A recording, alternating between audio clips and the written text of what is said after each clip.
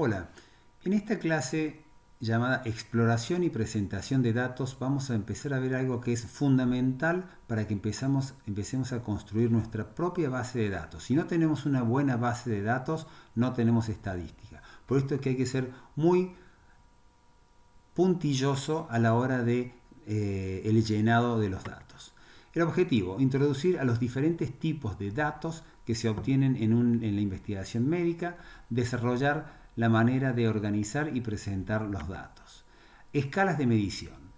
Esto es fundamental. Grados de precisión con los cuales los datos son medidos. Tiene implicancia en la manera en que la información es resumida y presentada. Determina el método estadístico que puede ser usado. Las escalas pueden ser nominales. Nominales son datos simples, también llamadas observaciones cualitativas. Describen una cualidad de una persona o de un objeto. O categóricas, porque algunos valores también pueden ser categorías. Se muestran en porcentajes o en proporciones. Se muestran en tablas de contingencia o en barras, como vamos a ver más adelante. Un ejemplo es si es verdadero o falso, si la respuesta es sí o no, la raza, el sexo. Todos estos son variables nominales. Lo que hay que tener en cuenta, y más cuando la pasamos a Excel, que para Excel y después exportarlo a otro programa de estadística, si yo voy a poner verdadero o falso, debo poner siempre, si empiezo con una B mayúscula y después todo minúscula, siempre debo usar lo mismo, porque para Excel o para cualquier programa de estadística, si a uno lo escribe con una B minúscula, comienza con B minúscula, el otro con B mayúscula, a otro le pone solamente la B, a otro le pone solamente la BER.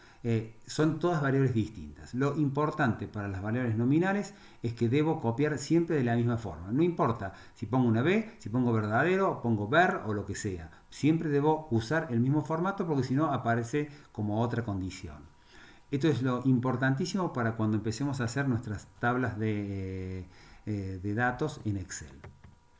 La escala ordinal. Son categorías con un orden preestablecido. Las diferencias entre las categorías adyacentes no son iguales en toda la escala. ¿Qué quiere decir esto? Que, por ejemplo, son números, pero no es lo mismo la diferencia entre un grado 1 y grado 2 de algún cáncer que entre el grado 3 y el grado 4. Si bien hay un dígito de diferencia, pero la diferencia en el paciente es totalmente distinta. A eso se refiere. Se muestran en porcentajes y en proporciones, se muestran en tablas de contingencias o en barras.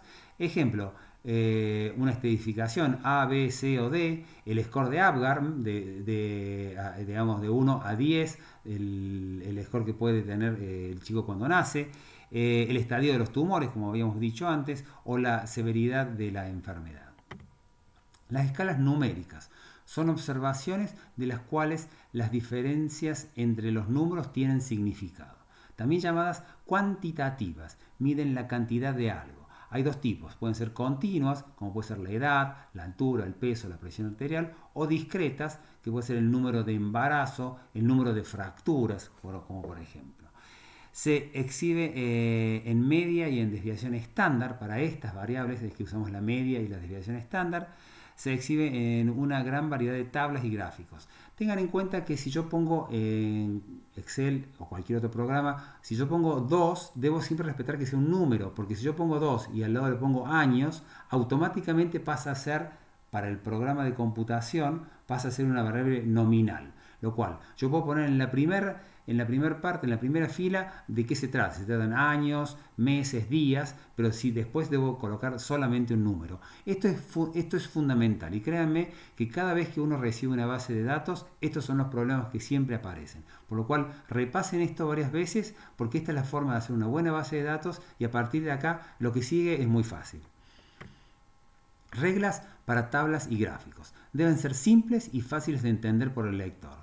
Concisa pero completa. Debe tener rótulos y leyendas.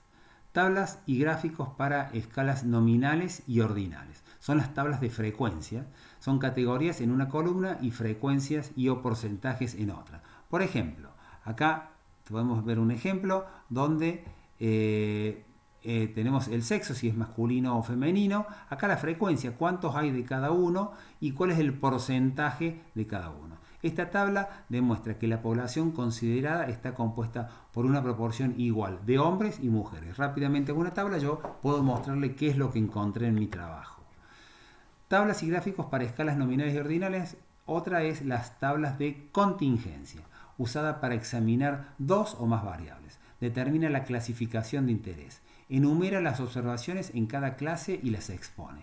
Ejemplo, nuevamente tenemos el sexo masculino y femenino, pero lo que vamos a ver acá es la temperatura. Entonces tenemos personas que tienen temperatura por debajo de 37,2 y personas que tienen temperatura por arriba de 37,2. Entonces acá ponemos qué porcentaje hay de unas y qué porcentaje hay de otras. Entonces esta tabla nos muestra que este estudio demuestra que hay más gente que tiene una temperatura menor a la normal que mayor a la misma, y que hay una tendencia de que esto sea más frecuente en hombres. Este es un estudio real y que se vio que, bueno, esta situación.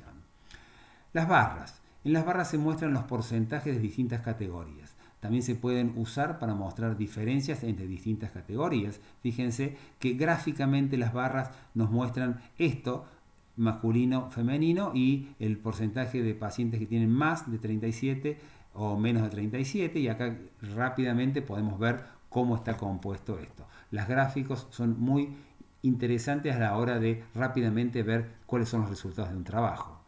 Tablas y gráficos para datos numéricos. Este es el Stem and Leaf, que son las ramas y las hojas. Es una buena forma de examinar la distribución de los datos. Lo que hago, pongo en las ramas el número. Si en este caso estamos hablando de la frecuencia cardíaca, pongo el 8, que son los que van a estar de 80 a 89, el 7, el 6 y el 5, y acá pongo en las hojas todos los números, que este sería 80, este sería 81, este sería 83 y así sucesivamente. Esto demuestra que la frecuencia cardíaca en sujetos normales se ubica más frecuentemente entre 70 y 80. Entonces uno rápidamente puede ver dónde está la frecuencia cardíaca en sujetos normales. Pasos para confeccionar un gráfico de Stem and Leaf. Hay que construir las ramas con el primer dígito a la izquierda, construir las hojas con el último dígito a la derecha y las observaciones. Generalmente el símbolo que se ve acá se usa para marcar un valor en entremedio. Histogramas. Otra forma de presentar los datos. Son gráficos usados para hacer comparaciones entre grupos. Pueden ser usados para frecuencias y porcentajes. Frecuentemente las medidas de interés están en las X y las frecuencias y porcentajes en las Y. Entonces en la Y tenemos frecuencia y porcentaje, y lo importante lo vamos a poner siempre en las X. Se usa para graficar las tablas de frecuencia y los gráficos de Stem and Leaf. Histogramas. Si se usan más categorías, las barras se hacen más finas. Las barras tienen el mismo ancho y cambia la altura. De no tener el mismo ancho, la altura debería cambiar, y esto complicaría. Por lo cual siempre debemos respetar que tengan el mismo ancho. Gráficos de Box and Whiskers. Usado para ilustrar, a mí me gustan mucho estos gráficos y cada vez se usan más. Cuando yo empecé a hacer medicina había muy pocos de estos, y hoy en casi todos los trabajos aparecen estos gráficos. Es extremadamente útil, usado para ilustrar localizaciones en la distribución, muy efectivo para comparar más de un juego de observaciones. ¿Cómo se construye? Conformar una tabla de frecuencia o un gráfico de Stem and Leaf. Determinar el punto medio, que sería la mediana. Ahora vamos a ver en el gráfico dónde está el punto medio de la distribución y los puntos medios de cada mitad de la distribución, que son el primer y el tercer cuartilo. Dibujar una línea vertical que sirve como eje. Dibujar un cuadrado con la parte superior en el cuartilo tercero y con la inferior en el cuartilo primero. Dibujar una línea horizontal en la mitad del cuadrado, esta sería la mediana, como dijimos, e insertar el más para que se vea la media. Dibujar una línea recta del centro de la parte superior del cuadrado que llegue hasta la observación mayor, y lo mismo en la parte inferior. ¿Qué quiere decir todo esto? Acá está.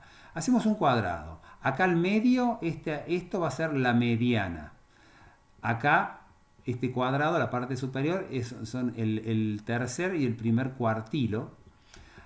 El más va a ser la media, y esto va a ser hasta dónde llega la observación mayor y hasta dónde llega acá la observación menor. Entonces esto nos da una idea de cuál es la distribución, cuál es la población que tenemos. Vemos si la media está cerca de la mediana. Si estas dos están cerca, nos dicen que es una distribución normal, en forma de una distribución gaussiana. Vemos cuál es el mayor, cuál es el menor. Si estos son muy largos, quiere decir que la dispersión es mucha, o si son cortos, es que es una muestra bien acotada. Nos da muchísima información.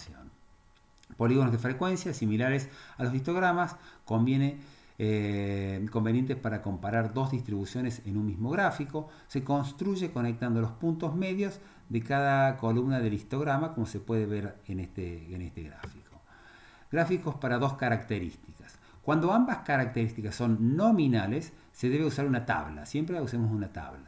Cuando una es nominal y la otra numérica, está muy bueno usar este gráfico que hablamos recién de Box and Whiskers.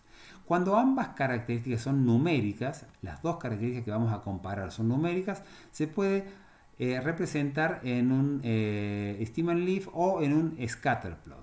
Al scatter plot lo llamamos a esto. Tenemos dos categorías numéricas y empezamos a poner los puntitos. Y esto ya rápidamente nos va a decir si trazamos una línea, hacia dónde va la línea, si va hacia arriba, si va hacia abajo. Si los puntos están muy cerca, si se ve como una nube, es que no hay mucha correlación. Si se ve como una línea, quiere decir que hay mucha correlación. Y esto es un poco la forma de graficar y de trabajar con los números que vamos a ver más adelante.